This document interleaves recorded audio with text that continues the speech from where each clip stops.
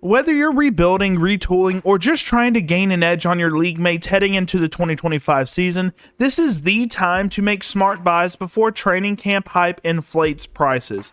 In this video, I'm breaking down 5 wide receivers I believe are undervalued in Dynasty leagues right now. Players you can acquire at a discount who could pay off in a big way. Some are just young guys waiting on opportunity, and some are vets being slept on. So without further ado, let's jump into my top 5 buy low wide receivers heading into the 2025 season. Hey.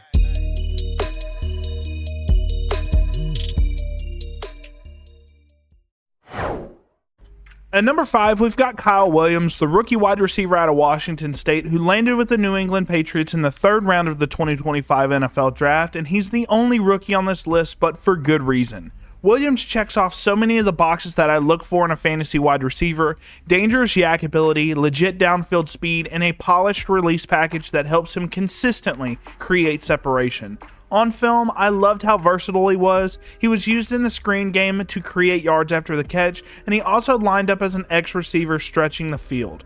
One thing that really stood out though, he plays with relentless effort, routinely running verticals at full speed to clear space for teammates on run plays, the kind of motor and discipline that will get him on the field early. He was one of my top pre-draft sleepers, a guy many expected to go on day 3, but landing in New England in round 3 was perfect. With Drake May developing at quarterback and a wide receiver room behind Stephon Diggs that's wide open, Williams has a real shot to carve out a role early. If Diggs declines or isn't fully back to form, Kyle Williams has the upside to become the wide receiver 1 in this offense. He's got the tools to be a premier weapon, and he's still flying under the radar in Dynasty circles, which is why he's on this list.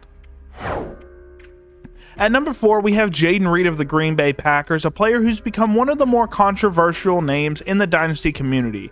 Reed flashes so many traits that you want in a fantasy wide receiver: explosive yak ability, dangerous speed, and playmaking upside every single time he touches the ball. In fact, he led all players in fantasy points per target last year, which is usually a signal for a breakout, but unfortunately the volume just didn't follow.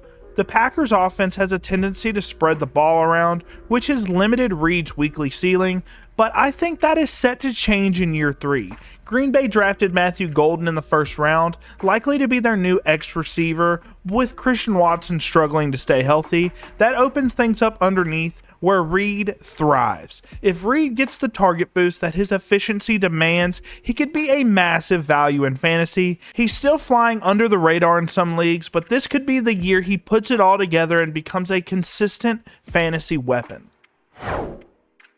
At number 3, we've got DJ Moore of the Chicago Bears, a player I've been targeting heavily in both Dynasty startups and redraft leagues because of how undervalued he is at his current ADP. Just 2 seasons ago, Moore proved he could be a legit fantasy wide receiver 1, finishing as the wide receiver 6 overall in 2023. He brings elite contact balance, beautiful yak ability, and clean separation skills at all 3 levels of the field. Despite being stuck in an offense with very poor play calling last year, he still managed to finish as the wide receiver 16, which is a testament to his talent. Heading into 2025, the arrow is pointing up. Caleb Williams enters year 2, and the Bears brought in Ben Johnson, the architect of the NFL's top offense in 2024 with the Detroit Lions. If Johnson uses more similarly to how he deployed Amon-Ra St. Brown and the skill set, they are similar players, we could see Moore explode in the system. If Moore gets even close to Amon-Ra St. Brown level production, he was the wide receiver 3 overall last year, he could be one of the biggest steals in fantasy drafts this season. Next up at number 2, we've got Ricky Pieraw of the 49ers, and yes, I've talked about him before on this channel, but the fact that his dynasty value is still this low makes him worth highlighting again. A 1st round pick in 2024, Piersaw's rookie year was derailed before it even started. He was shot in the chest during an attempted robbery, which forced him to miss a big chunk of the season, but when he returned healthy down the stretch, he looked electric, averaging over 18 fantasy points per game in the final 3 weeks. On film, Pieraw shows highlight reel catchability, elusiveness after the catch, strong separation skills, and most importantly, versatility. He can line up both in the slot and out wide, and that kind of alignment flexibility is critical to fantasy success, according to my data. With Brandon Ayuk coming off an ACL tear and potentially missing time early in the season, and Juwan Jennings entering the decline phase of his career, there's a real shot for Pieraw to step in as the wide receiver 1 in this 49ers offense, and if that happens, he's going to crush his current ADP and could be one of the top fantasy risers this season. And at number 1, we've got Tyreek Hill. And look, I know he's not a buy low target for every team. If you're rebuilding, he's probably not your guy. But if you're in win now mode, Tyreek Hill is arguably the most undervalued asset in all of Dynasty right now. In the Dynasty community, context gets lost way too often, and Hill is a perfect example of that.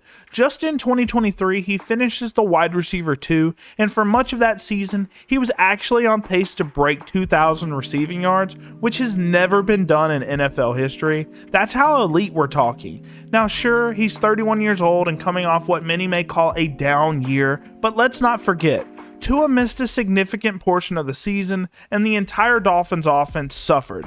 Despite that, Hill still had some explosive games, and his film still shows that elite deep speed we've always known him for. Heading into 2025, the offense is retooled and reloaded. Even if Tua misses some time again, they now have competent backups in Zach Wilson and Quinn Ewers, guys who aren't afraid to throw downfield. That matters for Hill. What blows my mind is what I've seen Tyreek Hill traded for. He's been traded for second-round rookie picks in some leagues, and that's just insane. He may not have 5 more years left, but in terms of short-term value, there's no better bang for your buck if you're pushing for a championship. Let me know down in the comments who your favorite buy low wide receiver is this offseason, or if you think I'm way off on any of these guys. I've got a lot more film breakdowns, dynasty strategy, and rookie rankings coming your way, so make sure you're subscribed and hit the bell so you don't miss anything. And if you're not already, join the Bobby's Big Board Discord. The link is in the description as always. I appreciate you guys watching, and I'll catch you guys in the next one. Hey.